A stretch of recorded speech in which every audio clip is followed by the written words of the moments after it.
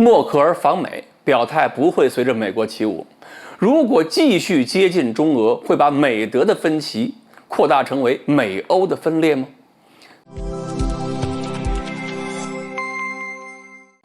各位网友，大家好，我是刘小飞。美国著名的杂志《外交政策》登了一篇文章，这个题目呢就挺震撼的，说美国和欧洲会在中国问题上分道扬镳吗？这篇文章呢就把美国和欧洲的立场差距一下就勾勒出来了，而且文章的副标题写的是拜登和默克尔将在本周的会议上努力复合对方观点，但是跨大西洋的深层次紧张局势仍然存在。你瞧这词儿用的，紧张局势。这个文章发表的时候呢，是用来预估一下默克尔访美期间呢可能出现的情况。果然，默克尔访问美国期间摆出的态度就是：第一，德国不要新冷战；第二，德国不与中国为敌。包括那个德国之声也说了，连续5年，中国都是德国第一大贸易伙伴。而且根据欧盟统计今年发布的最新数据，2020年期间，欧洲第一大贸易伙伴可不是你美国了，已经变成中国了。所以你拉着德国，拉着整个欧盟去反华，欧盟损失可不小啊。由于美国过去呢是强行要求欧盟参加了一些反华的相关行动，那么欧洲就必须要承担美国惹出的一些麻烦了。所以这个一方面强行要求，一方面是勉强应和，那么美欧之间产生的一种严重的不信任会扩散开。而且这种欧洲对美国的不信任还有可能是严重的加剧，因为最近特朗普又开始闹腾了。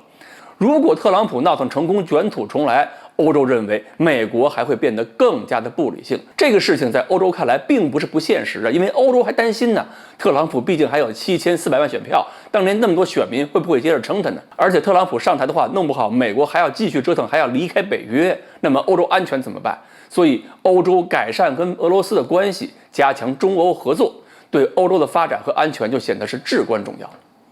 在默克尔访美之前，前美国驻德国的大使格雷内尔就已经提醒过拜登，说德国有可能转向靠拢中国、俄罗斯，而且有可能是拉着欧洲很多国家一起转向。现在呢，就是东欧那些国家跟俄罗斯的关系非常糟糕，可以拦一拦，可以阻止这种转向的这种方向。但是呢，有些东欧国家跟俄罗斯关系不好，跟中国关系倒还可以，所以欧洲向中国靠拢恐怕就更难阻止了。毕竟这么多年来，欧洲的宣传是俄罗斯是第一大威胁，几十年的宣传要改变不容易。但是中国威胁对欧洲来讲从来都不是什么深入人心的事情。格雷内尔的意思呢，是要想办法去离间一下德国跟其他欧洲国家，把德国对待中国的态度说成是对西方的叛变。但是偏偏是7月17号，就连跟俄罗斯对峙、骂德国叛变的乌克兰都说了，乌方要高度重视，并且致力于发展更加紧密的乌中战略伙伴关系。乌克兰坚决奉行一个中国政策，愿以2国建立战略伙伴关系10周年和建交30周年为契机，同中国推进各领域交流合作。你看，这是乌克兰的态度。波兰也没闲着，波兰也跑过来说要求中国加强经贸联系，说明即使是东欧国家也不是铁板一块。东欧国家那边只要吃过美国亏的，都知道跟中国搞好关系的重要意义。所以美国在东欧的战略根基也不稳定。毕竟是过去这几年美国的自私自利有点表现得太过分了。从特朗普的美国第一到疫情中美国扣着疫苗不给的表现，